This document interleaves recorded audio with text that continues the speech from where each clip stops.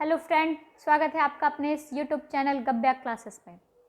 आज आपको हम यहाँ पे सीडीपी के मैराथन क्लास 3 में लेके आए हैं, जहाँ पे बहुत ही इम्पॉर्टेंट टॉपिक के बारे में हम डिस्कशन करेंगे। इस जो पूरा टॉपिक मेरा होगा उस डिस्कशन करने के बाद आप यहाँ से 4 से 5 नंबर ईजिली आप अपने आने वाले दिसंबर के एग्ज़ाम में लेके आ रहे हैं। तो वीडियो को स्किप मत कीजिएगा, पूरा वीडियो देखिएगा। आइए देखते हैं कि आज का टॉपिक क्या है। आज का मेरा टॉपिक है, पहला टॉपिक है वृद्धि और विकास। वृद्धि क्या है, विकास क्या है। तो सबसे पहले वृद्धि और विकास में हम क्या करते हैं, अंतर को समझते हैं। अंतर को समझने के बाद फिर इसके डिफिनेशन के बारे में हम आगे चलेंगे। तो वृद्धि क्या है, वृद्धि आपका एक उम्र सीमा होता है कि इस एज तक वृद्धि होगी, इसके बाद हाइट मेरी नहीं बढ़ेगी। ये क्या है, ये वृद्धि है। विकास, विकास आपका क्या है, जीवन प्रयत्न चलता है, जिसको कि हम कह सकते हैं कि जब तक हम जिंदा हैं तब तक मेरा विकास चलता रहेगा। और वृद्धि और विकास दोनों क्या है, माँ के गर्भ से स्टार्ट हो जाता है। वृद्धि भी आपका गर्भाशय से स्टार्ट होता है और विकास भी गर्भाशय से स्टार्ट होता है। तो वृद्धि विकास क्या है, दोनों माँ के गर्भ से स्टार्ट हुआ। वृद्धि एक सीमा के बाद रुक जाएगा और विकास क्या है, जीवन प्रयत्न चलते रहता है। इसके बाद एक पॉइंट है वृद्धि। वृद्धि क्या है, सीधी रेखा में, मतलब सीधी रेखा कहने का मतलब हाइट मेरा बढ़ गया तो क्या हाइट डिक्रीज होगा, नहीं, ये क्या होगा, कंटिन्यूअस आपका चलता रहेगा। लेकिन विकास क्या होता है, वर्तुलाकार होता है। कहने का मतलब कि कुछ हो सकता है किसी क्षेत्र में विकास मेरा ज़्यादा हुआ, किसी क्षेत्र में कम हो गया, तो ये क्या हुआ, ये सीधी रेखा हम नहीं कर सकते, ये क्या हुआ, वर्तुलाकार हो गया। विकास मेरा वर्तुलाकार है, वृद्धि मेरा क्या है, सीधी रेखा में चलता रहता है। वृद्धि के बारे में हम लोग जानते हैं कि हाइट को क्या कर सकते हैं, हम लोग नाप सकते हैं कि मेरी हाइट 5 फीट है, 6 फीट है, 7 फीट है। लेकिन विकास जो मेरे अंदर होता है उसको हम लोग नाप नहीं सकते। कहने का मतलब है विकास क्या है, मापात्मक है, लेकिन वृद्धि मापात्मक है और विकास मेरा मापात्मक नहीं है। वृद्धि को हम नाप सकते हैं, विकास को हम नाप नहीं सकते। तो ये कुछ पॉइंट थे जो कि सीटेट में आपको पूछता है वृद्धि और विकास के बारे में। इसको हमने डिफाइन किया। आगे चलते हैं, देखते हैं कौन कौन सा पॉइंट है। यहाँ पे आपका है विकास के सिद्धांत। यहाँ पे हम विकास के कुछ सिद्धांत के बारे में आपको पढ़ाएंगे। सबसे पहला जो सिद्धांत हमारा है वो है विकास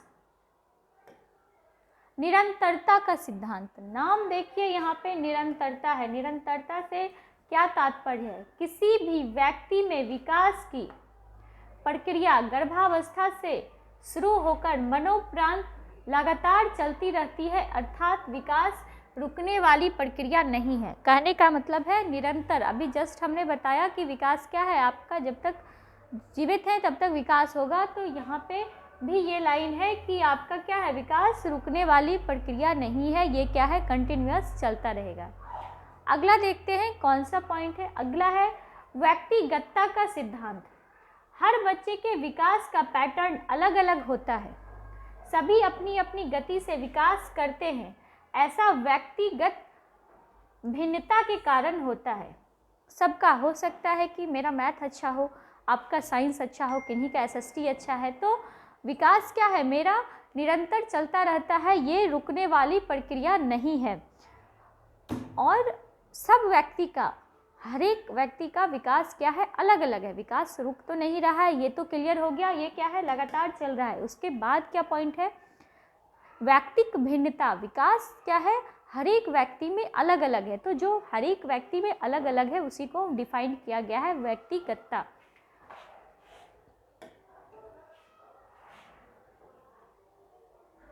चूंकि एक ही परिवार के दो बच्चे को या अलग अलग परिवार के दो बच्चे को एक समान वातावरण और पोषण देने के बावजूद भी अलग अलग बच्चे का विकास अलग अलग रूप से प्रभावित होता है।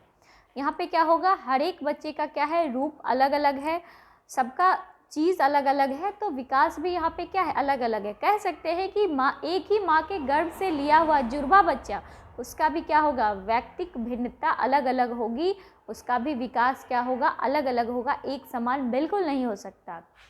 अगला है विकास पूर्वानुमान होता है।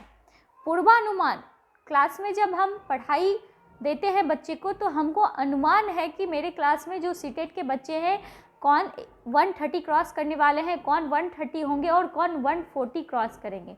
तो ये क्या है, ये मेरा पूर्वानुमान है कि एग्ज़ाम से पहले मैंने बच्चों का एक अनुमान लगाया है कि मेरे सेंटर से बच्चे क्या होंगे 130-135 मार्क्स लाने वाले हैं। तो ये क्या है, ये मेरा पूर्वानुमान है। विकास वर्तुलाकार है, चक्राकार है, समीपाकार है। अभी जस्ट हमने बताया कि विकास आपका क्या है, वर्तुलाकार है। विकास कभी भी एक सीधी रेखा में नहीं होती, बल्कि विकास में आप 4 कदम आगे जाते हैं तो 2 कदम पीछे। इस लाइन को ध्यान से रखिएगा कि विकास में क्या है, विकास में 4 कदम आगे तो 2 कदम पीछे, यही आपका क्या है, वर्तुलाकार है। आगे जा रहे हैं तो फिर कुछ चीज़ें भूल भी रहे हैं, फिर उसको हम क्या कर रहे हैं, रिमाइंड कर रहे हैं, याद कर रहे हैं। दूसरे शब्द में किसी क्षेत्र में विशेष में विराम होता है तो पुनः लोग विकास के पथ पर अग्रसर होते हैं। कहीं पे विकास किसी क्षेत्र में मेरा रुक जाएगा और दूसरा क्षेत्र में क्या होगा, विकास मेरा स्टार्ट हो जाएगा, आगे चलने लगेगा। किसी भी व्यक्ति के प्रत्येक व्यवहार में विकास ही समाहित होता है, वृद्धि ना के बराबर। जब व्यक्ति का क्या है, प्रत्येक का जब हम व्यवहार की बात करेंगे तो विकास क्या है, इसमें समाहित है और आपका वृद्धि क्या है, नहीं के बराबर है। अगला है समान प्रतिमान का सिद्धांत। अपने ही जैसे संतति को जन्म देना, उत्पादन करना समान प्रतिमान का सिद्धांत कहलाता है। जो हम इंसान है तो इंसान के बच्चे को जन्म देंगे, अगर बिल्ली है तो बिल्ली का बच्चा को देगा। ये क्या हुआ, ये आपका समान प्रतिमान का सिद्धांत हुआ। आगे देखते हैं।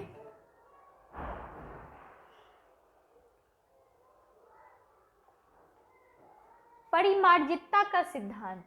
इस सिद्धांत के अनुसार यह माना जाता है कि आप किसी भी व्यक्ति को उचित मार्गदर्शन देके उसके विकास को सही दिशा में ले जा सकते हैं। हम अगर किसी को सही रास्ता दिखाएंगे कि इस तरह से आप पढ़ाई कीजिए तो आपका सीटेट निकलेगा, तो क्या होगा, उस बच्चे का सीटेट निकलेगा। ये मेरा क्या है, ये मेरा परिमार्जितता का सिद्धांत है। मैंने उसको क्या किया, सही रास्ता दिखाया कि तुमको किस ओर जाना है। अगला है समन्वय का सिद्धांत। विकास के संदर्भ में समन्वय का सिद्धांत शारीरिक अंग से संबंधित है। इस सिद्धांत के तहत कहा जा सकता है कि कोई भी बच्चा अपने विकास के क्रम में पहले अपने शरीर के प्रत्येक अंग पर नियंत्रण करता है, उसके बाद अंग के प्रत्येक भाग पर नियंत्रण स्थापित करता है, उसे ही समन्वय का क्या कहते हैं, सिद्धांत कहते हैं। सपोज दैट आपने छोटे बच्चे को घर में देखा होगा कि पहले जब उसको आपने एक बॉल दिया तो वो बॉल को क्या किया, दोनों हैंड से उसको कैच करता है। कुछ दिन के बाद दोनों हथेलियों से बच्चे क्या करते हैं, बॉल को पकड़ना स्टार्ट करते हैं, उसके बाद एक हाथ के फिंगर से। और जो बास्केटबॉल प्लेयर हैं जो काफ़ी बड़े हो जाते हैं, उनको देखे होंगे वन हैंड पे बॉल को रोटेट कर लेते हैं। तो यहाँ पे क्या है, यहाँ पे आपका बच्चा क्या कर रहा है, समन्वय का सिद्धांत का फॉलो कर रहा है, मतलब पार्ट बाय पार्ट बॉडी पे क्या कर रहा है, कंट्रोल करना सीख रहा है। ये सारी पॉइंट आपको बहुत ही इम्पॉर्टेंट पॉइंट है और सीटेड में आपको डायरेक्ट देखने को मिलेगा कि समन्वय का सिद्धांत क्या है, व्यक्तिगतता का सिद्धांत क्या है, ये सारी चीज़ें आपको डायरेक्ट मिलेगी। इसके बाद हम आते हैं विकास की 4 अवस्थाएं। विकास की 4 अवस्था हमने दिया है, कहीं कहीं पे आपको 5 भी मिलेगा। प्रसव पूर्व को भी एक अवस्था माना गया है, लेकिन ज़्यादातर देखने को 4 अवस्था मिलता है, तो हम 4 लेके चलते हैं। पहला शैशवावस्था। शैशवावस्था की एज क्या है, 0 से 6 वर्ष की एज है। उसके बाद बाल्यावस्था, इसकी एज क्या है, 6 से 12 वर्ष, कहीं कहीं पे 7 से 11 भी देखने को मिलता है। किशोरावस्था ये 12 से 18 है। प्रौढ़ावस्था 18 से 24 या 18 से आप इसको एभव कह सकते हैं। यहाँ पे एक पॉइंट मैंने लिखा है, कुछ मनोवैज्ञानिक गर्भावस्था या प्रसव पूर्व अवस्था भी विकास की एक अवस्था मानते हैं। कुछ ने क्या किया है, प्रसव पूर्व को एक अवस्था माना है। तो यहाँ पे मैंने 4 की बात की है, उस कंडीशन में क्या हो जाएगी, यहाँ पे 5 हो जाएगी। तो इसको आप लोग देखते चलिएगा। आते हैं, देखते हैं हम लोग। सबसे पहले हम लोग टॉपिक जो है मेरा वो है शैशवावस्था। शिशुअवस्था में बच्चे क्या होते हैं, माता पिता पर निर्भर होते हैं। मतलब बच्चे जो है वो पूर्ण रूपेण से क्या है, माता पिता पे निर्भर है। 0 से 2 साल का बच्चा क्या करेगा, वो माँ बाप पे ही निर्भर रहेगा कि हमको दूध मम्मी पिलाएगी तभी हम पिएंगे, पानी हमको पिलाया जाएगा तो पिएंगे।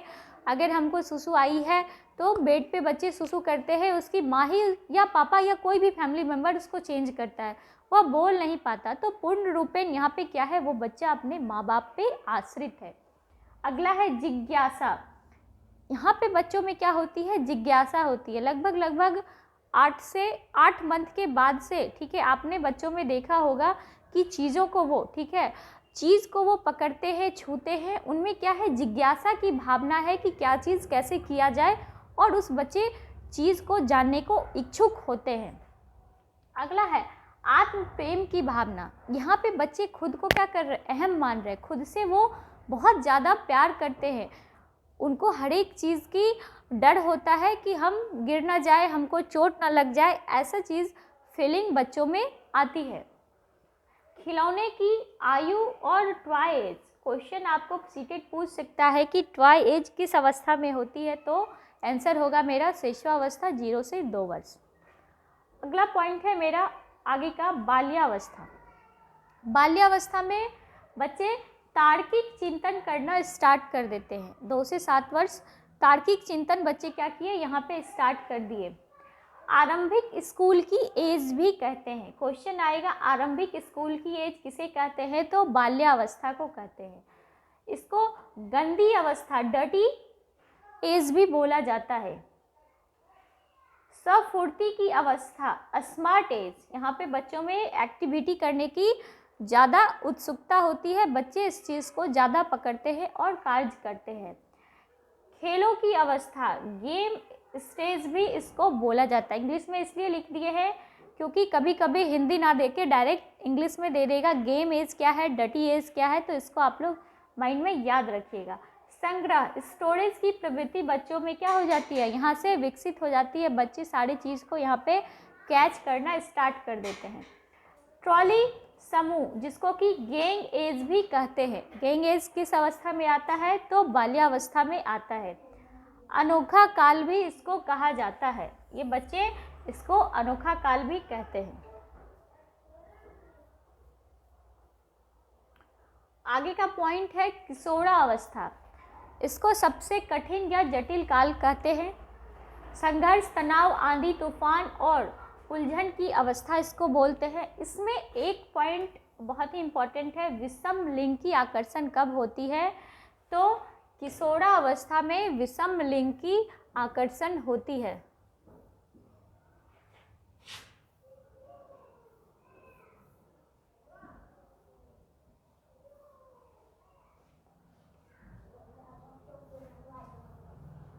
आगे देखिए, स्वर्ण काल या गोल्डन एज भी इसी को कहते हैं। वीर पूजा। वीर पूजा क्या है, वीर पूजा सुन के थोड़ा अजीब लगेगा, हम डिफाइन करते हैं। हम लोग, आप लोग भी एक एज में होंगे उस समय, कोई शाहरुख खान को, कोई सलमान खान को, तो किसी ना किसी को क्या करते हैं, अपना हीरो मान लेते हैं। कोई बच्चा मम्मी को, कोई बच्चा पापा को, कुछ भी हो सकता है। वीर पूजा कोई भी उसका हो सकता है, दादा भी हो सकता है, कोई फिल्म स्टार या लता मंगेशकर, कोई भी हो सकता है। कोई लिमिट नहीं है कि ये एक नॉर्मल व्यक्ति नहीं होगा, ये सिद्ध व्यक्ति नहीं होगा, कोई भी आ सकता है। किसी एक को पार्टिकुलर लेके वो क्या करते हैं, स्टार्ट कर देते हैं कि हमको उसके जैसा बनना है। तो ये क्या हुआ, वीर पूजा। ये किस एज में आता है, आपका किशोरावस्था में आता है। उसके बाद अमूर्त चिंतन। अमूर्त चिंतन भी बच्चे यहाँ पे करना शुरू कर देते हैं, मतलब बिना देखे चीज़ों को सोचना शुरू कर देते हैं। अगर उनको बताएंगे कि ऐसे ऐसे हुआ था तो वो उस चीज़ पे मंथन करना स्टार्ट कर देते हैं, उस जगह पे बिना गए हुए कि यहाँ पे हो सकता है ऐसा झील होगा, ऐसा पानी होगा, ऐसे पक्षियाँ होंगे, वगैरह वगैरह तरह के क्वेश्चन स्टार्ट हो जाते हैं। अब देखिए यहाँ से आकलन। आकलन मैंने टॉपिक दिया है आपका, वृद्धि और विकास वहाँ पे ख़त्म हुआ। नेक्स्ट टॉपिक है आकलन। आकलन के 2 प्रकार होते हैं, रचनात्मक आकलन और योगात्मक आकलन। पढ़ने के दौरान किया गया आकलन ही रचनात्मक आकलन या बच्चों के बारे में जानने का बेस्ट आकलन का तरीका है। योगात्मक साल के अंत में किया गया आकलन। इसके कुछ और भी पॉइंट्स हैं, कुछ इस तरह से हमको एग्जाम में देखने को मिलते हैं। सीखने के लिए आकलन, सीखने का आकलन, सीखने के रूप में आकलन, इसको भी हम डिफाइन करते हैं। आकलन क्या है? 3 प्रकार का है, सीखने के लिए, सीखने का आकलन, सीखने के रूप में आकलन। तीनों आकलन में सबसे महत्वपूर्ण आकलन सीखने के लिए आकलन को माना जाता है, चूँकि के लिए आकलन में सुधार कर सकते हैं। के लिए आकलन जो है मेरा, वहाँ पे हम क्या करेंगे? सुधार करेंगे। थोड़ा सा इसको हम और डिफाइन करते हैं। जो आपका के लिए आकलन है, यहाँ पे क्या हो रहा है? बच्चे को गलतियाँ कर रहे हैं और हम सीखने का मौका दे रहे हैं और बच्चे उस गलती को सुधार कर नई चीज़ों को सीख रहे हैं, तो ये आपका क्या हो गया? के लिए आकलन। याद रखिएगा, के लिए आकलन क्या है? आपका सबसे महत्वपूर्ण आकलन है। ये बच्चों को क्या करता है? सुधार की गुंजाइश देता है। जो गलतियाँ किए हैं उसको हम सुधार सकते हैं, ये मेरा के लिए आकलन में आता है। सीखने का आकलन, ये क्या होता है? लास्ट में, जैसे वार्षिक एग्ज़ाम हम लोग लेते हैं ना, पढ़ा दिए और लास्ट में एग्ज़ाम लिए, ये क्या हो गया? सीखने का आकलन। जब सीटेट का आपका रिजल्ट आ जाएगा तो आप उसमें सुधार नहीं कर सकते, लेकिन अभी आप क्या है? सीखने के लिए आकलन है। अभी आप अपने पढ़ाई में क्या कर सकते हैं? चेंजिंग कर सकते हैं, सुधार कर सकते हैं। हमारा टेलीग्राम चैनल है गब्या क्लासेस के नाम से। जो लोग भी क्विज़ देना चाहते हैं, यहाँ डेली शाम में एक क्विज़ का सेट होता है, तो आप यहाँ से जुड़ के अपना क्या कर सकते हैं? के लिए आकलन में जाके आप अपने को सुधार सकते हैं। क्वेश्चन आपको बहुत ही बेहतरीन क्वेश्चन का सेट मिलेगा, जो आप बना के अपने सीटेट के एग्ज़ाम को इम्प्रूव कर सकते हैं, मार्क्स को आगे बढ़ा सकते हैं। सीखने के रूप में आकलन, ये आकलन आपका टोटली कह सकते हैं कि करते गए, सीखते गए, और ये आपके एज में आना स्टार्ट हो जाता है। सबसे ज़्यादा सीटेट पूछता है सीखने के लिए आकलन, इसको ध्यान में रखिएगा। अगला है आपका मूल्यांकन। किसी वस्तु, व्यक्ति आदि के गुण दोषों को विवेचन करके उसके संबंध में सही निर्णय करना मूल्यांकन कहलाता है। यह मात्रात्मक एवं गुणात्मक दोनों होता है। मूल्यांकन जो होगा वो मात्रात्मक और गुणात्मक, बच्चे के गुण पे और उसका जो मार्क्स आएगा उसके दोनों पे मूल्यांकन होता है। एक है आपका सतत और व्यापक मूल्यांकन, CCE। ये एग्ज़ाम में बहुत ज़्यादा पूछा जाता है। राष्ट्रीय शिक्षा नीति 1986 के अनुसार CCE, जिसमें मूल्यांकन के शैक्षिक और गैर शैक्षिक दोनों पहलू शामिल हों और जो शिक्षा की संपूर्ण अवधि के लिए इस पर क्या करता है? जोर देता है। जो चीज़ हम बच्चे सीखते हैं, क्लास में सीख रहे हैं, एक सर्टिफिकेट मिल रहा है, बाहर सीख रहे हैं, सर्टिफिकेट नहीं मिल रहा है, तो दोनों चीज़ें इसमें क्या है? शैक्षिक और गैर शैक्षिक दोनों CCE में मेरा शामिल है। इसके बाद एक पॉइंट हम आपके साथ आज और डिस्कशन करेंगे, जो कि बहुत ही इम्पॉर्टेंट पॉइंट है, जीन पियाजे। जीन पियाजे का संज्ञानात्मक विकास का सिद्धांत। तो जीन पियाजे ने संज्ञानात्मक विकास को 4 अवस्था में बांटा है: संवेदीगामक, पूर्व सक्रियात्मक, मूर्त और अमूर्त। तो सबसे पहला जो मेरा है वो संवेदीगामक अवस्था, जिसको कि पेशी अवस्था के नाम से जानते हैं। इस अवस्था में बच्चे अपने ज्ञान इंद्रियों के माध्यम से सीखते हैं। यहाँ पे बच्चे अपने ज्ञान इंद्रियों के माध्यम से सीखते हैं। वस्तु स्थायित्व का इस पर गुण आ जाता है। इस अवस्था की विशेषता, बालक कोई भी चीज़ को देखे होंगे, छोटा बच्चा जो है वो क्या करता है? चीज़ों को पकड़ना चाहता है, और खिलौना उसके हाथ में दिए वो गिरा दिया, और बार बार आप उसको ट्वाइस हैंड में दे रहे हैं और ट्वाइस बच्चे गिरा रहे हैं, ये बार बार रिपीट हो रहा है।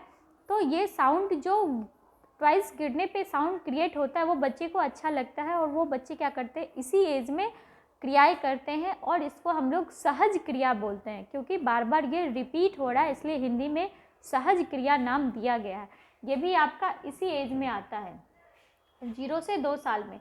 अगला है पूर्व सक्रियात्मक अवस्था। ये आपका 2 से 7 साल है। यह क्रिया करने से पहले की अवधि है। इसमें बच्चे सामने आने वाले चीज़ों को देख पाए, समझ पाए, लेकिन कोई क्रिया नहीं कर पाए। मतलब चीज़ों को देख रहे हैं, समझ रहे हैं, लेकिन उनमें शक्ति ये नहीं होती है कि ये प्रोसेस हुआ कैसे, उसको डिफाइन कर सकें। यहाँ पे बच्चे जीववाद में रहते हैं। जीववाद का मतलब है सजीव निर्जीव चीज़ों को भी बच्चे क्या करते हैं, सजीव ही मानते हैं। देखे होंगे छोटे बच्चे, लड़कियों को अक्सर देखा जाता है कि खाना खाने बैठेंगी तो अपने साथ टॉयज़ को लेके बैठती हैं और बोलती हैं मम्मा इसको भी खाना खिलाओ। तो बच्चा वहाँ पे क्या है, जीववाद में है। अहम केंद्रित, जब बच्चा यह सोचना शुरू कर देता है कि जो वह कर रहा है, सोच रहा है, वह सब ठीक है।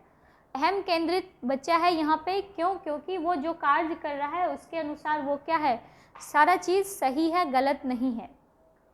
अपलटावी, इसमें बच्चा वस्तु, संख्या, समस्या आदि को उलटना ना पलटना नहीं सीखता। 2 + 2 + 2 2 + 2 = 4 पढ़ाई हुआ, तो बच्चे 4 - 2 = 2 नहीं समझ सकेंगे। क्यों? क्योंकि उसमें पलटावी गुण का अभी अभाव है।